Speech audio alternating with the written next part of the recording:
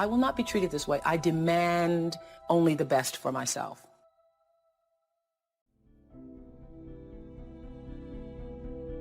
I fought one hell of a fight. Are there any fighters in here? I mean, I fought such a good fight that when I look at what other people call a fight, what they call a fight is what I call normal.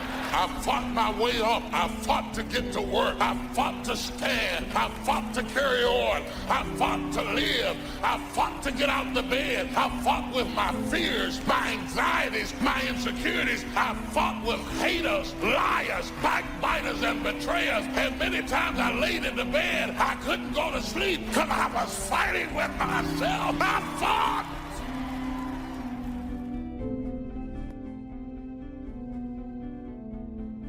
Take ownership. Take extreme ownership. Don't make excuses. Don't blame any other person or any other thing. Don't hide your delicate pride from the truth. Take ownership of everything in your world, the good and the bad. Everyone took ownership of their mistakes. Everyone took ownership of the problems. Take ownership of your job, of your future, and take ownership of your life. And lead. Lead yourself and your team and the people in your life. Lead them all to victory. Make your move before you're ready. We're instructed in life to walk by faith and not by sight. See, you want to really begin to stretch yourself. You want to become a risk taker. Most people won't do that. See, most people engage in low-life living, low-risk living. This God said, if you're not willing to risk, you cannot grow. And if you cannot grow, you cannot become your best. And if you cannot become your best, you can't be happy. Then what else is there? Anybody who's not ever willing to risk will never do very much in this world. And in all probability, you'll end up being quite bored with your life. A couple things that I said last night that I don't want you to forget is walking by faith is taking step one before you know what step two is. After a few times, you get a little more used to it and it's not quite as scary, but taking a step of faith is stepping out to do something when you don't know how it will be provided for. But you believe with all your heart that it's what God has told you to do. Life is short and unpredictable. And so you want to begin to take some chances. You want to begin to challenge yourself and make it okay to fail and learn from your failures. Don't allow fear of failure to draw you in. You can't get out of life alive. You got to die to leave here. You got to make changes. You got to say no. You got to disappoint people. You got to walk away from some stuff. You have to. And so, stepping away from things has felt much more dangerous to me than taking on 5 new things. Does anybody get it? Anybody out there, you get it? Trying to learn early the consequences of errors in judgment, poor behavior. And then try to learn from others that have gone down a disastrous road, and sure enough, they suffered the consequences, and you say, wow, then I'm going to change direction because I don't want those consequences. That's called being doubly smart, learning from errors in judgment. A few simple disciplines practiced every day. Now you're on the road to success. A few errors in judgment repeated, and you can turn anything around. Once you see that you're suffering either early consequences or severe consequences, all you have to do now is shut down that route, pick another destination and start going that way with some easy disciplines that day by day gather momentum, and now one success leads to another, leads to another. Here's what we call that: disciplines. Easy disciplines. All disciplines affect each other. Every discipline affects the rest. Every lack of discipline affects the rest. What's interesting about success is starting a new discipline, a couple of new disciplines, and sure enough, once you've gained just a little bit of success in a couple of new disciplines, it'll inspire you to clean up the rest. It'll inspire you to fine-tune all of your other disciplines. Each lack of discipline affects the rest. Solving problems, going from errors in judgment to easy disciplines that can change it all. And if you start that journey, it doesn't take long for new signs of success to appear. I got such great results that first year that I made these incredible changes, learning extra skills, putting together extra disciplines, working harder on myself than on my job. The early signs of the fact that I was going to arrive at a more positive destination, I was hooked. It didn't take but a few months, less than a year, and I was hooked for life.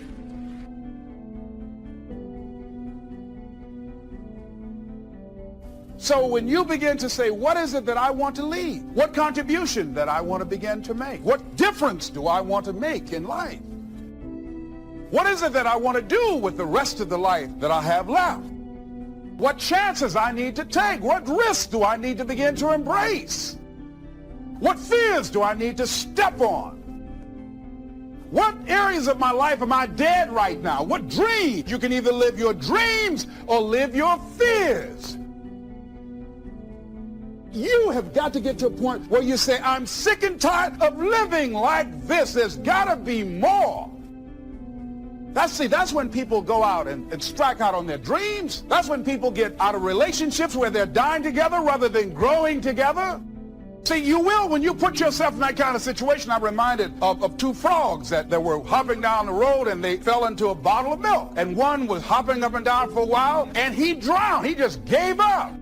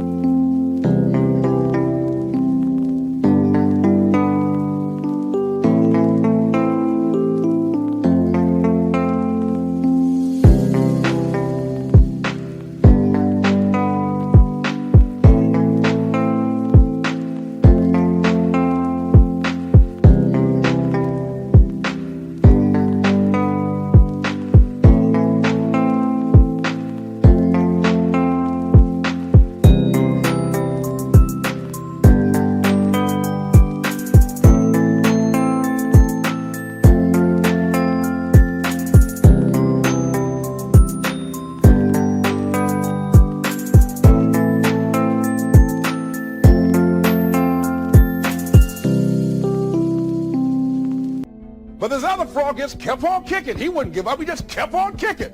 And pretty soon he churned that milk into butter and he walked on out.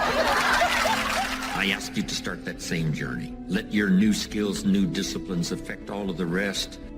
You really won't be happy if you don't produce. 6/7 of our life was to be devoted to labor and work, to produce a work of art, to produce a good family, to produce an enterprise. That's the essence of life in its best form first.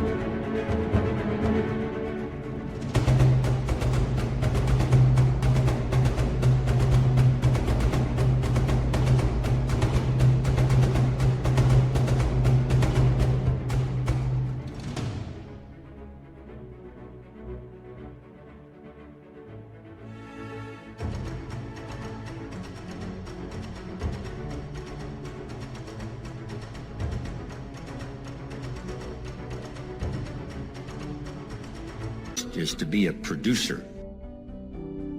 What is the reason for the seed and the soil and the sunshine and the rain and the seasons of life and its miracle? What's the reason for all of that? Here it is in a nutshell for your notes. To see what you can do with it. We've got books to read and we've got classes to attend and we've got, things to do and things to learn. And if you put it all together, you can have not only your health, but your fortune. You know, why not see what you can do with what you've been handed? As basic as seed and soil and sunshine and rain. Here's what all of us have the miracle, and it's almost godlike in its potential. The ability to recreate. Only God can create the sunshine, the rain, the seasons, the miracle of life. But here's what humans can do. Recreate those components into a harvest. By planting the seed, reaping the rewards in the harvest. We call that recreation. To recreate. To take your hours and your energy and your life and a bit of skill and create. Actually recreate a career, a future, possibilities, fortune. Recreate. And that changed my life. It was Oliver Wendell Holmes who said that once a person's mind is expanded with an idea, it can never be satisfied to going back to where it was. So some of you are going to experience...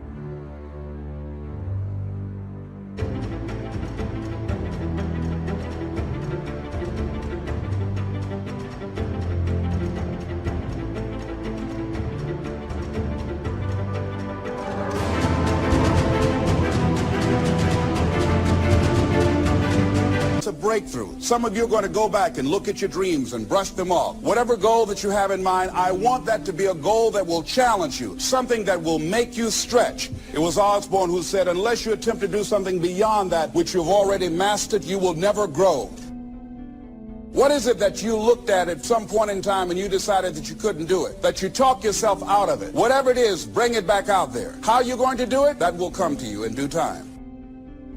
See, you don't get in life what you want, ladies and gentlemen. You get in life what you are, not what you want. See, the good news is that we can always become more by working to develop ourselves.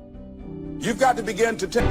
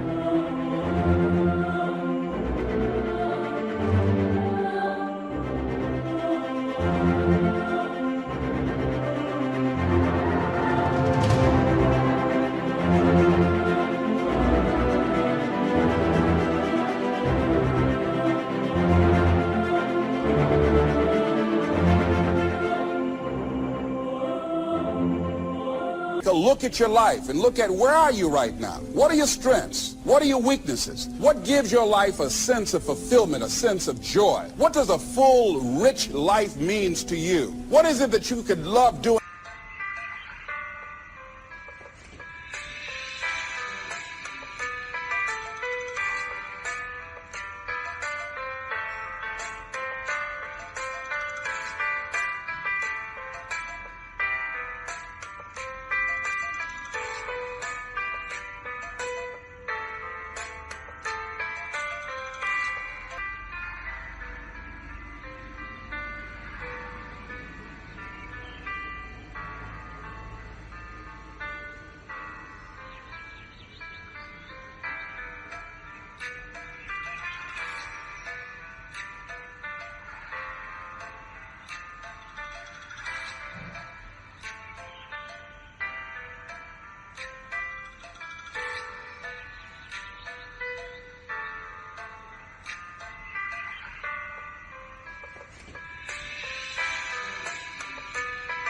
Doing 7 days a week. Think about that. That takes an incredible psychology. But in that psychology, we bump onto limits, and that's what you got to shift. And if your psychology is solid, then you got to say, where are the skills I'm missing? Because that's equally important. And you won't be happy if you aren't really extending yourself. Because here's really the goal of the human adventure, the full development of all your potential. Why not see how far you can go, how much you can earn, how much you can share, how much you can give? Why not see what all you could be? That's why at my age I'm still working, traveling the world, doing what I've done for all these years, is to see what else I can become. How much stronger could I become? How much more refined could I be in my working with business partners and all the rest? Why not go for that ultimate challenge, on and on, as far as you can, take it as far as you can? Friendship is one of the greatest support systems in the world. Nourish it, protect it, look after it, develop it to the best of your ability. Next is your heritage. Keep your heritage alive. That's what's made America great. Is a combination of a variety of heritages from all over the world. People have been coming from all the countries of the world to America, bringing with them their gifts. Gift of business ethics, gift of government, gift of music,